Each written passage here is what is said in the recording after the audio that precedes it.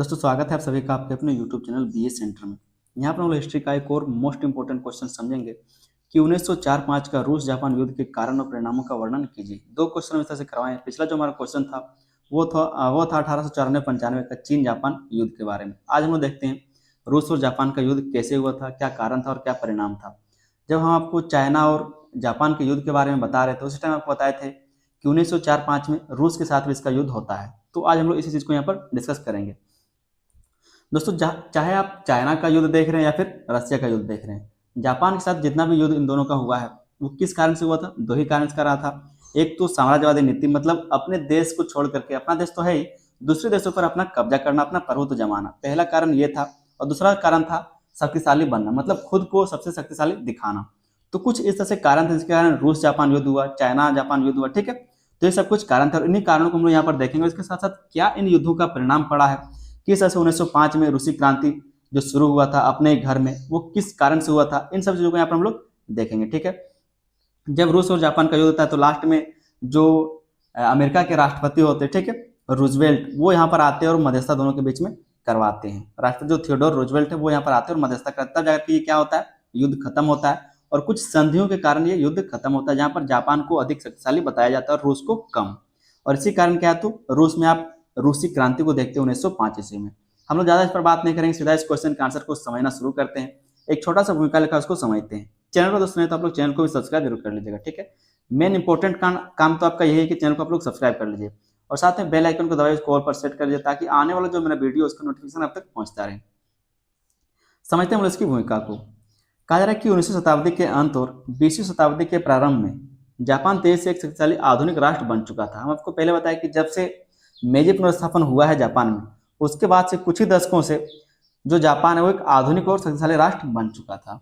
मेजी पुनर्स्थापन के बाद उसने अपनी सेना, नौसेना, उद्योग और प्रशासन को आधुनिक बना लिया था। मतलब उसकी जो सेना थी उसको आधुनिक बना लिया, जो उसकी नौसेना थी उसको आधुनिक बना लिया। मतलब कह सकते हैं कि वो पूरे एरिया में, जो एशिया वाला पूरा एरिया है, वहां पर नौसेना सबसे मौजूद किसका हो गया था? इसी का हो गया था, जापान का। अपने क्षेत्र में बहुत बड़ा उद्योग उन्होंने लगा लिया, ठीक है, प्रशासन को आधुनिक बना लिया था।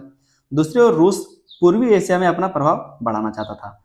लेकिन जो रसिया है, रसिया कहता था कि जो चाइना वाला मंचूरिया है, जो कोरिया है, वो किसके अधीनस्थ है? वो रसिया के अधीनस्थ है, मतलब वो मेरा क्षेत्र है, जापान जबरदस्ती उस पर कब्जा कर रहा है, इस तरह से रसिया का कहना था।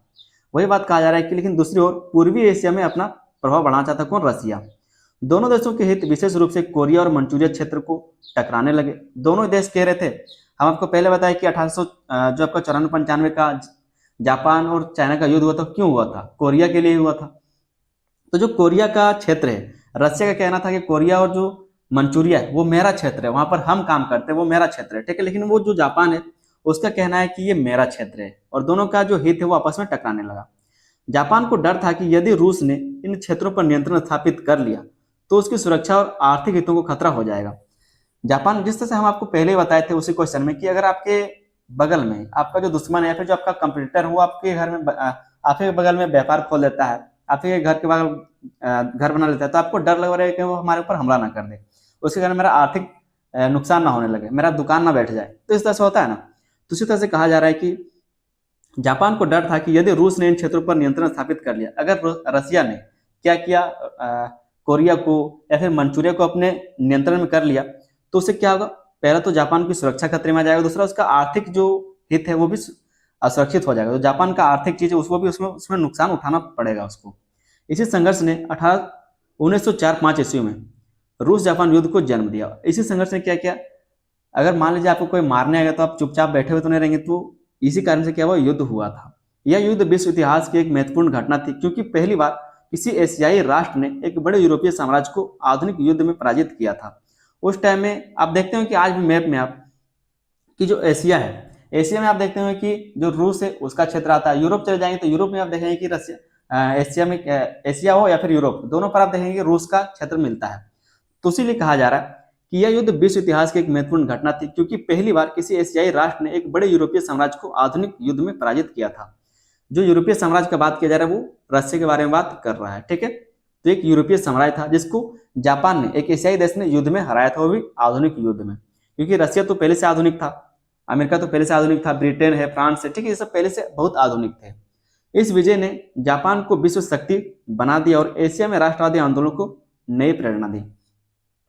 यहाँ पर ये लोग लड़ाई कर रहे हैं, जापान लोग सब विस्तार कर रहा है अपना क्षेत्र का, और हम लोग क्या है तो अंग्रेज का गुलाम कर रहे थे। उस टाइम अंग्रेज का क्या है तो गुलामी कर रहे थे।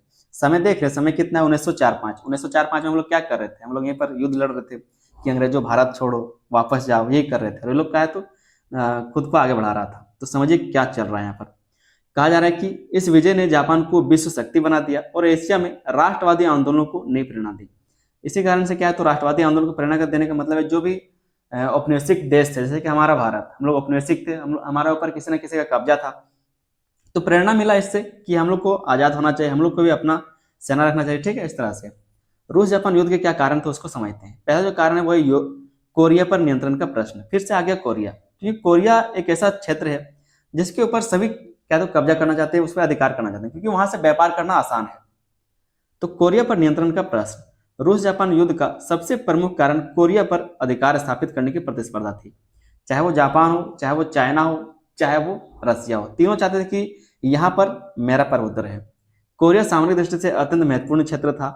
जापान का मानना था कि यदि कोई विदेशी शक्ति कोरिया पर नियंत्रण कर लेता है तो जापान की सुरक्षा खतरे में पड़ जाएगी।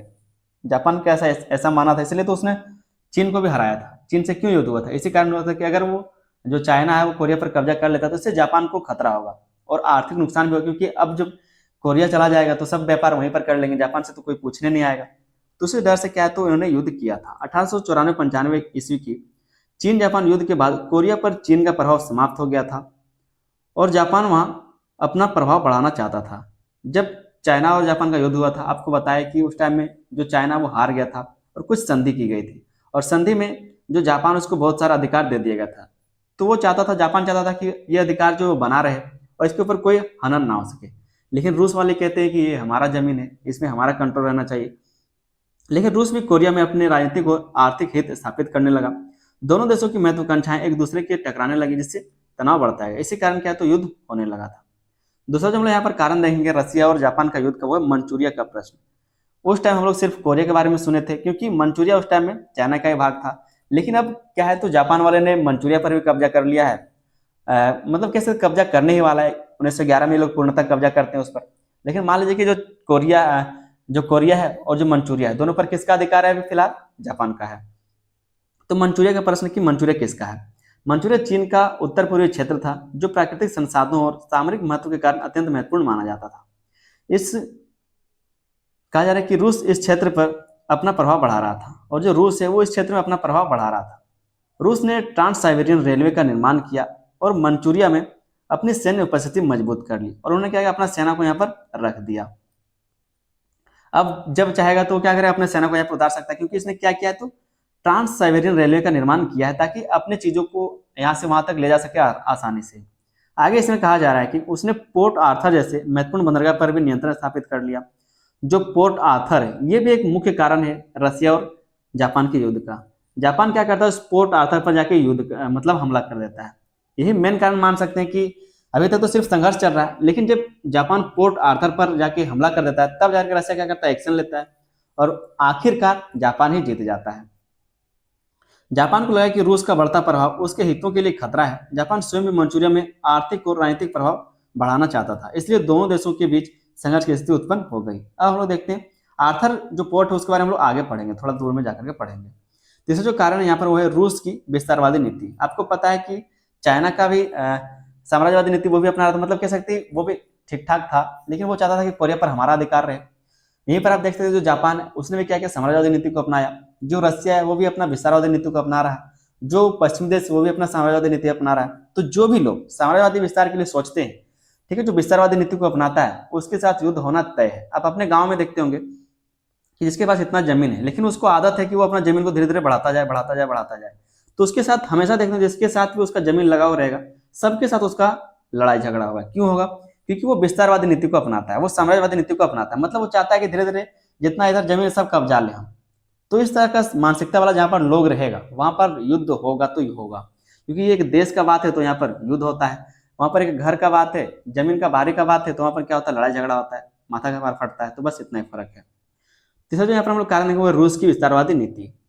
रूस लंबे समय से पूर्वी एशिया में अपने साम्राज्य का विस्तार करना चाहता था। उसे प्रशांत महासागर में ऐसे बंदरगाहों की आवश्यकता थी जो पूरे वर्ष खुले रहें, जो पूरे वर्ष क्या तो खुले रहे। रूस की यह विस्तारवादी नीति जापान के लिए चिंता का विषय बन गई। जापान को डर था कि यदि रूस पूर्वी एशिया में अधिक शक्तिशाली हो गया तो जापान की स्वतंत्रता और सुरक्षा पर खतरा उत्पन्न हो जाएगा। अगर आपके अगल बगल दुश्मन आ जाएंगे तो आपकी जो स्वतंत्रता है वो खतरे में पड़ सकता है। इसी डर से जापान ने क्या क्या युद्ध किया था। चौथा जो कारण हम देखते हैं वो है जापान की साम्राज्यवादी महत्वाकांक्षा। जापान भी कम नहीं है, जापान ने भी साम्राज्यवादी नीति को अपना रखा है। मेजी पुनर्स्थापन के बाद जापान ने तेजी से औद्योगिक और सैन्य विकास किया। अब वह स्वयं को एशिया की प्रमुख शक्ति के रूप में स्थापित करना चाहता है। अगर आपके पास पैसा आ जाएगा, अगर आपके पास बल आ जाएगा, आपके पास शिक्षा है, तो धीरे धीरे लोग क्या चाहते हैं, या फिर कह सकते हैं सिर्फ अगर आपके पास पैसा आ जाए, ताकत आ जाए, तो वो चाहने लगता है, ऐसा सोचने लगता है कि जो भी क्षेत्र उस पर क्या है तो अपना शक्ति बनाए रखे, अपना प्रभुत्व बनाए रखे, प्रभुत्व स्थापित करे। तो इसी तरह से जापान भी चाह रहा है। जापान की बढ़ती जनसंख्या और औद्योगिक विकास के कारण उसे नए बाजारों और संसाधनों की आवश्यकता थी। जैसे जैसे जापान में उद्योग हुआ, उद्योग बढ़ा, उत्पादन बढ़ा, तो उसको नए नए बाजारों की जरूरत पड़ने, संसाधनों की आवश्यकता महसूस हुई। तो वो भी चाहता था कि हम देश से बाहर निकले और अलग अलग देशों में जाकर क्या तो व्यापार कर सके। इसलिए उसने कोरिया और मंचूरिया में अपना प्रभाव बढ़ाने की नीति अपनाई। जापान यह साबित करना चाहता था कि वह अभी पश्चिमी शक्तियों की तरह एक शक्तिशाली साम्राज्यवादी राष्ट्र बन चुका है, क्योंकि जब आप दिखाएंगे तभी तो पता चलेगा कि आप कितने शक्तिशाली हैं। और यही काम जापान उस टाइम कर रहा था। पांचों यहाँ पर हम लोग कारण देखेंगे वो है रूस और जापान के बीच वार्ताओं की असफलता।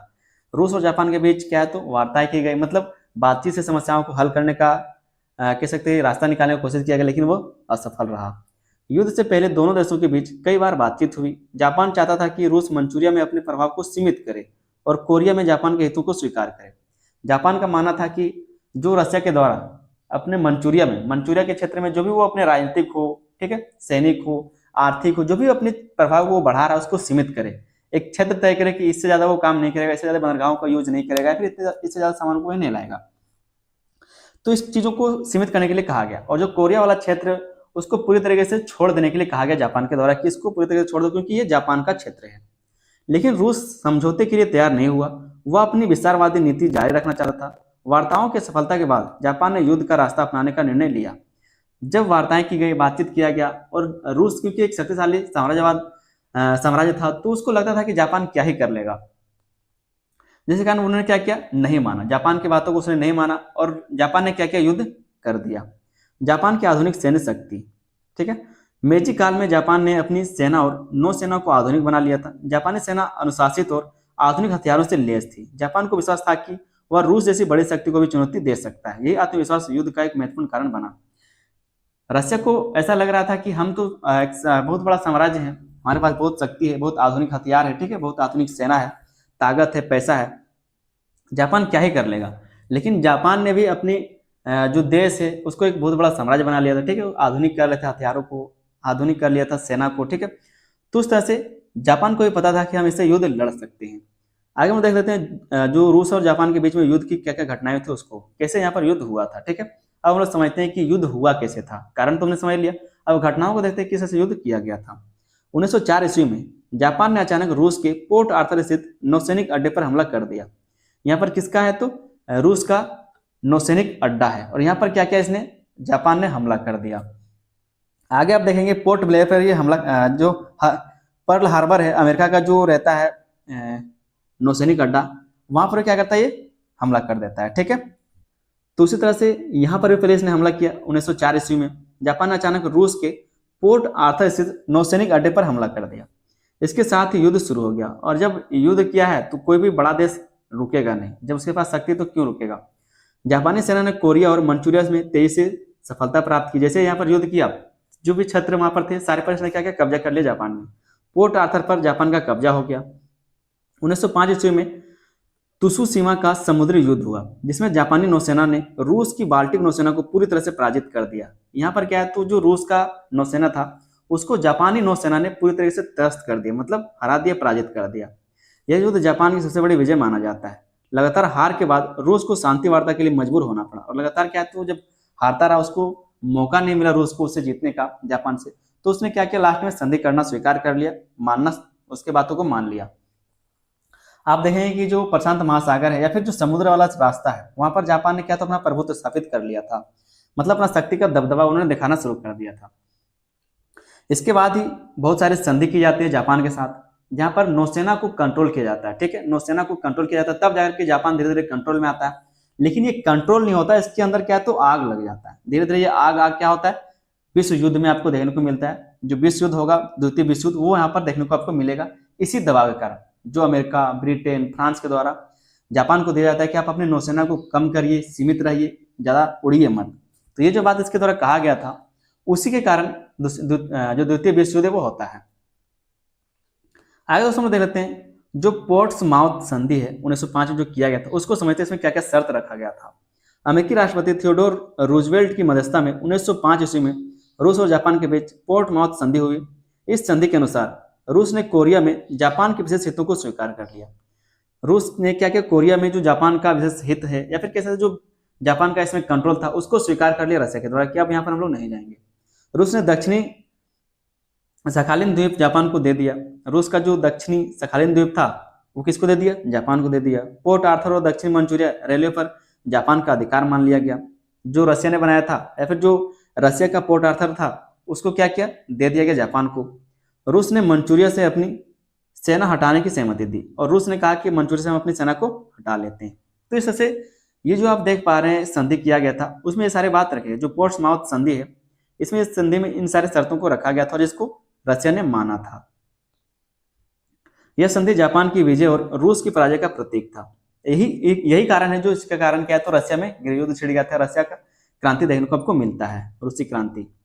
आगे दोस्तों हम लोग देख लेते हैं रूस जापान युद्ध के परिणाम, कि दोनों के युद्ध का क्या परिणाम निकला। पहला परिणाम निकला जापान का विश्व शक्ति के रूप में उदय। हम आपको पिछले क्वेश्चन में ये बात बताए थे कि जब इतने बड़े बड़े साम्राज्य को ये हरा रहा है तो इसका मतलब क्या है कि विश्व के जापान क्या है तो विश्व शक्ति के रूप में उभर रहा है। एक ऐसा राज्य बन रहा है, एक ऐसा देश बन रहा है जो पूरे विश्व पर क्या है तो अपना प्रभुत्व जमा रहा है। कहा जा रहा है कि इस युद्ध में विजय के बाद जापान विश्व की प्रमुख शक्तियों में शामिल हो गया। पहली बार किसी एशियाई देश ने एक यूरोपीय शक्ति को युद्ध में हराया था। पहली बार क्या है तो जो एशियाई देश है उसमें क्या पहले एक चाइना हुआ करता था शक्तिशाली, लेकिन कभी उसने इस तरह के युद्ध में नहीं जीता था। लेकिन जापान एक आधुनिक देश बन चुका था, जिसके कारण जो रशिया साम्राज्य था, जो रूस साम्राज्य था, यूरोपीय साम्राज्य, उसको पहली बार किसी एशियाई देश ने हरा दिया था। इस वजह से जापान की अंतर्राष्ट्रीय प्रतिष्ठा बहुत बढ़ गई। अब विश्व के देश जापान को एक शक्तिशाली राष्ट्र के रूप में देखने लगे थे। ठीक है, दूसरा जो परिणाम देखने को मिलता है वो है रूस की प्रतिष्ठा को आघात। रूस की प्रतिष्ठा को आघात, क्योंकि इतने बड़े साम्राज्य को अगर कोई हरा देता है तो चोट तो लगेगा ही। रूस की हार से उसकी अंतर्राष्ट्रीय प्रतिष्ठा को गहरा आघात पहुंचा, जहां पर पहले क्या तो जो और पश्चिमी देश या फिर जो साम्राज्य है वो रूस को एक बहुत प्रतिष्ठित साम्राज्य मानता था, लेकिन उसके हार के बाद उसके औकात का पता चल गया, इस तरह से आप कह सकते हैं। दुनिया को यह महसूस हुआ कि रूस उतना शक्तिशाली नहीं है जितना माना जाता था। इस हार के कारण रूस में जनता का असंतोष बढ़ गया और 1905 ईस्वी की रूसी क्रांति को बल मिला। जो 1905 में रूसी क्रांति उसको बल मिला। तीसरा जो है हम लोग इसका परिणाम देखेंगे वो है कोरिया पर जापान का पूर्ण प्रभाव। अब क्या है तो कोरिया पर जापान का पूरा प्रभाव स्थापित हो गया। युद्ध के बाद कोरिया पर जापान का प्रभाव पूरी तरह स्थापित हो गया। 1905 ईस्वी में जापान ने कोरिया को अपना संरक्षित राज्य बना लिया और 1910 ईस्वी में पूरी तरह उसको अपने राज्य में मिला लिया। 1911 में लिखा है कहीं पर 1910, थोड़ा सा आपको देख लीजिएगा। 1905 ईस्वी में क्या है तो कोरिया को अपना संरक्षित राज्य, मतलब अब जो कोरिया का क्षेत्र है वो कौन देखेगा। जैसे कि संरक्षित क्षेत्र का मतलब क्या है, जैसे मान लीजिए हमारा घर है और ये जमीन मेरे संरक्षण में, मतलब यहाँ पर कोई आ जा नहीं सकता, यहाँ पर कोई गलत काम नहीं कर सकता। ठीक है, इसका संरक्षण हम करेंगे। अगर कोई इस पर हमला करता है इसका मतलब है कि वो मेरे घर पर हमला किया, इसको बोलते हैं संरक्षित राज्य। तो पहले एक संरक्षित राज्य था कोरिया, लेकिन धीरे धीरे 1910 में इसको पूरी तरह से अपने साम्राज्य मिला लिया जापान ने। चौथा पॉइंट यहाँ पर हम लोग देखते हैं, इसका परिणाम हुआ है जापानी साम्राज्यवाद को बढ़ावा। जापानी साम्राज्यवाद को बढ़ावा मिला। इस विजय ने जापान के आत्मविश्वास को बहुत बढ़ा दिया। उसने पूर्वी एशिया में अपने साम्राज्य का विस्तार किया और तेज कर दिया। जापान ने चीन और मंचूरिया पर अपना प्रभाव बढ़ाना शुरू किया। यही नीति आगे चलकर द्वितीय विश्व युद्ध के प्रमुख कारणों में से एक बना।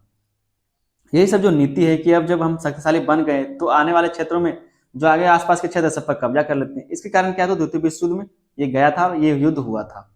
पांचों परिणाम देखते हैं हम लोग। एशिया में राष्ट्रवाद का प्रेरणा। जापान की विजय ने एशिया और अफ्रीका के उपनिवेश देशों को प्रेरित किया। जैसे हम लोग उपनिवेश थे, जैसे कि भारत हो गया, चीन भी उस टाइम उपनिवेश था। उपनिवेश का मतलब है कि चाइना पर, जैसे हमारे देश पर एक देश का शासन था, ब्रिटेन का शासन था, लेकिन चाइना में ऐसा नहीं। चाइना में फ्रांस है, ब्रिटेन है, इटली है, ठीक है, अमेरिका है। तो इससे बहुत सारे देशों ने क्या छोटे छोटे क्षेत्रों पर कब्जा कर रखा था। मिस्र हो गया, अन्य देशों के राष्ट्रवादियों ने महसूस किया कि एशियाई देश भी यूरोपीय शक्तियों को चुनौती दे सकते हैं। भारतीय नेताओं ने भी जापान की सफलता की प्रशंसा की। अब अलग अलग देशों को ऐसा लगने लगा था कि अगर एक देश कर सकता है तो हम लोग भी कर सकते हैं। छठा जो हम लोग परिणाम देखते हुए अमेरिका और जापान के संबंधों में परिवर्तन। युद्ध के बाद जापान की बढ़ती शक्ति से अमेरिका और अन्य पश्चिमी देश चिंतित हो गए, क्योंकि जब उसने एक यूरोपीय साम्राज्य रसिया को हरा दिया, एक एशियाई साम्राज्य चाइना को हरा दिया, तो एक चिंता करने वाला बात बन गया था कि जापान इतना शक्तिशाली हो जा रहा है, आने वाले टाइम में हम लोग को क्या तो प्रॉब्लम देगा। उन्हें लगने लगा कि जापान भविष्य में एशिया और प्रशांत क्षेत्र में उनके हितों के लिए चुनौती बन सकता है। जैसे कि आप देखते होंगे सुशांत राजपूत, ठीक है, जो सुशांत सिंह राजपूत थे, वो क्या है तो एक एक्टर थे, लेकिन जब बॉलीवुड को लगने लगा कि वो एक खतरा बन रहे हैं, अच्छे अच्छे मूवी कर रहे हैं, तो उसको क्या है मतलब किसने प्रताड़ित किया गया और वो उन्होंने खुदकुशी कर लिया। तो उसी तरह से जो पश्चिमी देश है या फिर जो कह सकते हैं जो अमेरिका है, उसको लगने लगा था कि जो जापान है वो शक्तिशाली देश बनता जा रहा है, अगर इसको रोका नहीं गया तो ये आने वाले टाइम में हम लोग को चुनौती दे सकता है। अगला जो परिणाम हम लोग देखेंगे वो है पूर्वी एशिया में शक्ति संतुलन का परिवर्तन। पूर्वी एशिया में शक्ति संतुलन का परिवर्तन देखने को मिला।